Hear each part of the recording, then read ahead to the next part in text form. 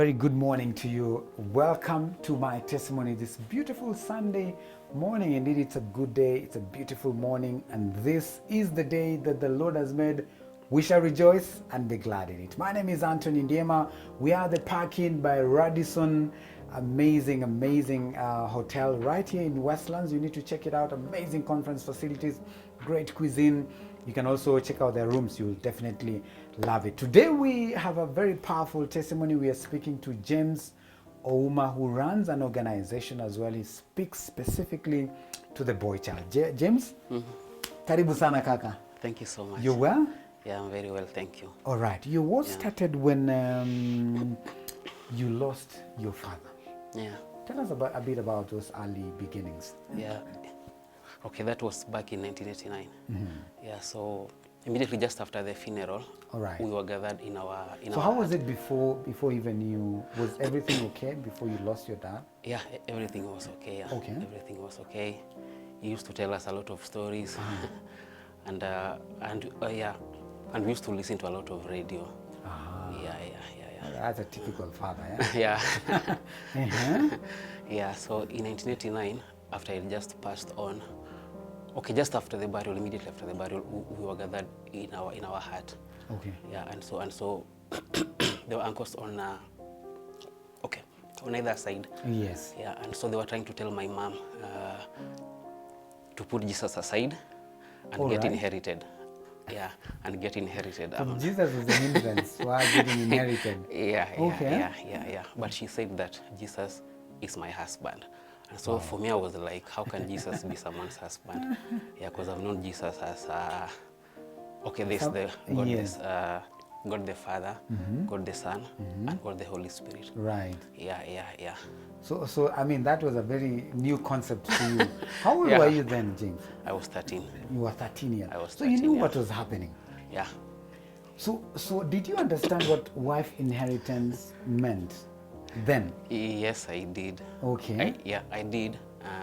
Because I used to see widows get inherited, as in someone comes to live in their house. All right. A man comes to live in their house. Okay. They're not very good men, actually. They were usually, like drunkards. Right. And most of them were not actually from the village. They were from far away from the village. Then they come, they live with this woman. Yeah, they give birth to other children. Right. And of course, when they find another widow, they go and inherit the other one. It was a profession. Yeah. Of sorts. So here you are, now you're told you can, your mom said my husband is Jesus. It's Jesus, yeah. So what happened after that? So for me first, I was very confused because back in 1986, I got confirmed in the Catholic Church as Joseph. And so Joseph is the father of Jesus. All right. So for me, I'm like, how can now Jesus be the husband to my mom? Okay. And yet I am his dad, actually. Yeah, because it was Joseph and Mary. And then now there's Jesus. So so for me, I used to joke about it as in how can he be my mom's husband? Yeah, but my mom was born again, and so for me, I was not understanding like the whole concept of him being a husband. All right. Yeah, but later on, I came to discover that it's actually in the Bible. Yeah, but back then it was not making sense to me. Right. Yeah, so so then now we started our heart started leaking, and then the walls were starting, to dropping. Fall down. Yeah, to fall down. And we never had enough food. And then now my mom was not allowed to actually plow our farms. Yeah, she was told that unless she gets inherited. So it was a condition. Yeah, if that doesn't happen, yeah. Nothing happens in the home. Yeah. She had to cut her hair, but she didn't cut her hair. Okay. Yeah, because those were the conditions. And And so they were like, how can you go to farm with your hair? And then so we were like, so what do they mean with your hair? Right. Yeah, but so it affected us a lot. Okay. Yeah, because on the one hand, we were happy that our mom was born again. On the other hand, then we were like, how comes we are not being given support?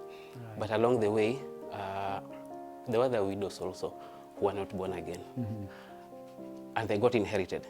And so they're not getting the support that we thought we were going to get. So then I was like, so you mean this is not even happening? Because they were getting inherited with one man after the other. So I was like, oh, so this means that these guys, they're really not serious about this. Yeah, If they're really they're serious about selfish. it, then they will be like supporting these other children. But because they're not doing this, then that now means that now I should just find my own path. Yeah, but so when I was growing up, but then along the way now I started now, okay, like getting rebellious because I was trying to find myself. I wanted to be a writer. And so my mom was not like understanding what I want to be. And in our family tree, there's no writer. Right. So yeah, but they were teachers, they were carpenters. And so she's like, why don't you just become a teacher? Right. But I wanted to be a writer. So I'm like, no, I just want to be a writer. So yeah, so I used to read a lot of books, and listen to the radio a lot. Yeah, in primary school, Yes. I was very confused. I knew what I wanted, but I didn't know how to go for it. All right. Yeah, because there were these men in our village, and then now, okay, they don't even tell you anything. They just look at you. Unless you touch their daughter, that's when now they can now start talking. That was the Yeah. point, eh? But if you're misbehaving with other girls Yes. who are not their daughters, They then don't care. everything is okay. But if you touch theirs, It's a problem. then you get into trouble. Right. Yeah. So here you are, you want to be a writer, a journalist. I mean, that was jargon Yeah. from your village. Yeah. Your mother does not have support. Things are not working in your home. Things are going down. You have no father figure. So how did that translate to the point where now there was hope for you? Yeah. So when I was 20, yeah. Okay, so that is now after doing my KCSE. Yes. Yeah. But I would have done well in KCSE, but because now I didn't have any direction, I went to a school where, okay, like where most people who were going on strikes used to be in that school. And so for me, I was like, my grades, like I'm supposed to be in a better school than this one. Yes. However, what I came to learn, the other boys were doing very well in this same school. But now because I was not getting any guidance, I ended up now doing very badly. But now, after doing my Form 4, I approached one of the elders from our village.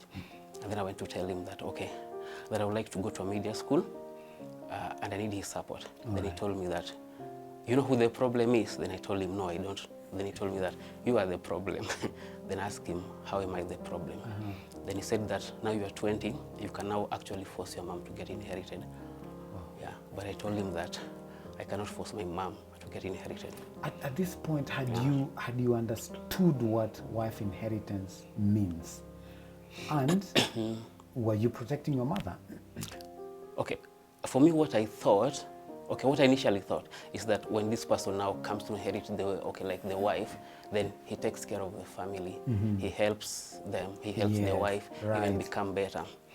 But along the way, I discovered that these guys were not helping anyone. Yeah, yes. they're not helping anyone. All right. Yeah, and so like understood. Okay, well, like the custom says that this person is supposed to help father. Okay, like it's like the lineage of the other guy. Right. Yeah, the father. But mark you, this is not a brother to the dad, as in it's just someone. Okay. A stranger from elsewhere. Yeah, from elsewhere. All right. Yeah. So what did you respond to this man? I just told him that, when I was, that you guys went to pay bread price. I was not there. And so if my mom has not listened to you, then she cannot listen to me. Yes. Furthermore, I also it's okay. It's just her right. Right. Yeah, so I cannot force her. As her son, I cannot force her. And so we ended up not agreeing on anything. Okay. Yeah. So I ended up being in the village. So the guy went back to the town. So I was left in the village. And then along the way, there's a friend of mine who gave me a camera. So I started just taking pictures. Okay. Taking pictures so that I can get pass fare. To come to Nairobi? To go to Mombasa. I wanted to go to Mombasa. Yeah, to my uncle's house. All right. My uncle is the one who paid my high school fees, school fees. So I wanted to go there so that I can study media. So then Mombasa Polytechnic had started a media course. Yeah. Right. Media courses. That was back in 2000. Okay. So, but there's a man that I met in our village. There's a retired teacher that I met. So this retired teacher actually helped me to start becoming a man. He helped me to even know how to iron shirts, iron trousers. Well, you said something. You started helping me to start how to become a man. Yes. So he was teaching you manly things. Manly things. He All had, right. yeah, he had a bike. Okay. He had a green Raja bike All right. that I used to borrow. But now, instead of me going to him straight, I would go to his wife. Okay. Then tell his wife that I want to go to this place. I'm asking for the bike. Right. Then the wife now will go to the husband. And then ask. say, yeah, James is asking for the bike. Then he'll call me over, as in, what will have been easier, for you just coming straight To me? or for you going to the wife? And because I was just used to women, as in, I didn't know how to talk to men. Yeah, right, I didn't know how to figure. talk to men. Yeah, men were just I mean, somewhere a distant else. away. Yeah. All right, hold it right there. Yeah. We'll be coming back with James OUMA, raised up in the village. Lost his father at a very young age, but it's something he's doing right now with the boy child that is really, really amazing. And from his experience, an amazing story has come out. We are the Park-In by Radisson in Westlands. You need to check out great conference facilities. Visit it and you'll definitely love it. We are taking a short break. We'll be back in just a while.